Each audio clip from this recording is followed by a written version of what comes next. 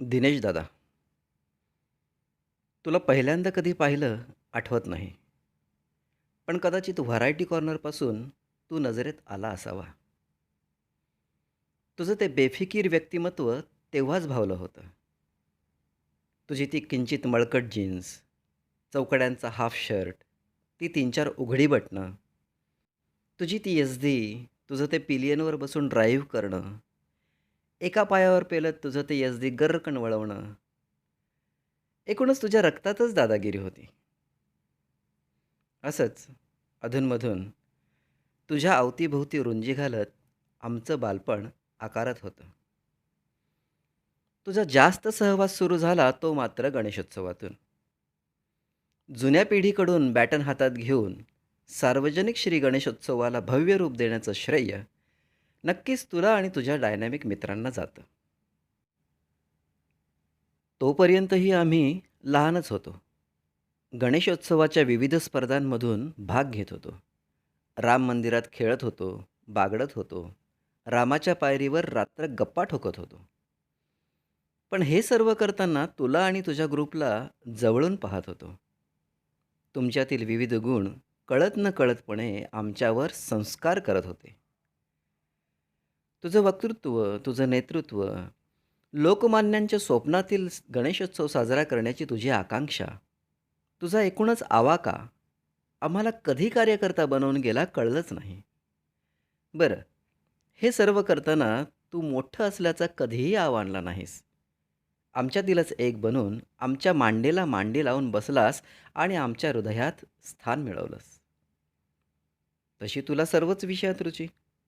कॅरमचा board असो की कुस्तीचा फड, बॅडमिंटन कोर्ट असो की क्रिकेटचं मैदान, गाण्याची मैफल असो की नाटकाचा प्रयोग, सामाजिक आंदोलन असो की राजकीय प्रचार, तुला कोणताही विषय वर्ज्य नव्हता. सर्वच विषयात तू पारंगत होतास आणि तुला गतीही होती. याच गतीला गुरुवर्य दिघे साहेबांचा परिसस्पर्श लाभला आणि तू हिऱ्यासारखा निखरून निघालास.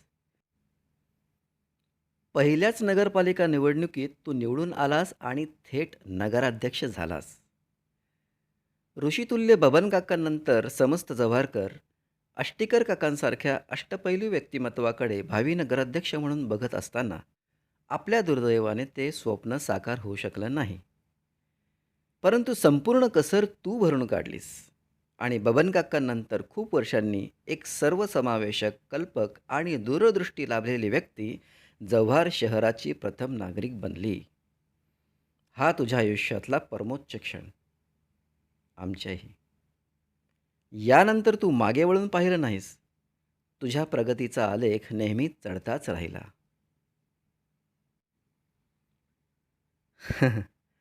सहज एक किस्सा आठवला. तू नगराध्यक्ष झाल्यावर कोणातरी थोरा मोठ्याने आम्हाला दटावलं. तुमचा दिनेश दादा आता नगराध्यक्ष झालाय. नगरपालिकेत जाल तेव्हा त्याचा भटसाहेब म्हणून उल्लेख करा, नाहीतर माराल हाक दिनेश दादा म्हणून. आमच्या हे पचनी पडणं जरा अवघडच होतं. आमचा दिनेश दादा आमच्यासाठी भटसाहेब कसा होईल? खरं सांगतो, आम्ही सर्व तुझं अभिनंदन करायला तुझ्या नगराध्यक्षाच्या केबिनमध्ये केवळ एकदाच आलो. संपूर्ण टर्ममध्ये आम्ही नगरपालिकेत फिरकलोच नाही. जुन्या राजवाड्यातल्या गणेश मंदिराचा आपण जीर्णोद्धार करू शकत नाही का? या आमच्या भाबड्या प्रश्नाला तू राम मंदिराच्या प्रांगणातच सुंदर गणपती मंदिर उभारून वास्तववादी उत्तर दिलंस. दिघेसाहेब आणि नंतर शिंदेसाहेबांच्या मार्गदर्शनाखाली 10वीच्या विद्यार्थ्यांची सराव परीक्षा घेण्याची कल्पना तुझीच, जी गेली कित्येक वर्षे अव्याहतपणे आजही सुरू आहे आणि अनेक विद्यार्थी याचा लाभ घेऊन त्यांच्या आयुष्याच्या महत्त्वाच्या परीक्षेत यशस्वी झालेत, होत आहेत. तुझ्या संकल्पनेतून भारतरत्न बाबासाहेब आंबेडकर पुस्तक पेढी साकारली आणि बोर्ड परीक्षेच्या गरजू विद्यार्थ्यांना दरवर्षी अभ्यासाच्या पुस्तकांचा संपूर्ण संच देण्याचे ज्ञानकार्य आजही अविरत सुरू आहे. हिंदू हृदय सम्राट माननीय बाळासाहेब ठाकरे आणि गुरुवर्य आनंद दिघे साहेब यांच्या जन्मदिनांचं औचित्य साधून साहेब महोत्सव सुरू करून तू बरेच सामाजिक सांस्कृतिक कार्यक्रम तर केलेच, परंतु जव्हारच्या अनेक सुपुत्रांचा सन्मानही केलास. तुझ्या प्रयत्नातून जव्हार भागातील गरजूंसाठी धर्मवीर आनंद दिघे साहेब यांच्या स्मृतीत चालणारी अर्थ लॅब ही रुग्णवाहिका अनेक रुग्णांची अहोरात्र सेवा बजावत आहे. तुझ्या सामाजिक आणि आर्थिक दूरदृष्टीचं आणखी एक लखलखतं उदाहरण म्हणजे जनकल्याण नागरी सहकारी पतसंस्था. जव्हार अर्बनसारखी मोठी सहकारी बँक शहरात अस्तित्वात असतानाही तिला पूरक अशी आणखी एक वित्तीय संस्था उभारून तू यशस्वी करून दाखवलीस, जिचा लाभ आज जव्हार पंचक्रोशीतील उद्योजक आणि सर्वसामान्य लोक घेत आहेत. वाजपेयीजी आणि बाळासाहेबांसारखंच कधीही कागद समोर ठेवून तू भाषण केलं नाहीस. तुझं वक्तृत्व उत्स्फूर्त असायचं. याचं एक उत्तम उदाहरण म्हणजे गेल्या वर्षी आपल्या बँकेच्या वर्धापन दिनी तू केलेलं भाषण. माणसामध्ये देव बघण्याची तुझी धारणा मंत्रमुग्ध करते. घरच्या लक्ष्मीची पूजा करून तू आमच्यासमोर एक मोठा आदर्श ठेवला आहेस दादा.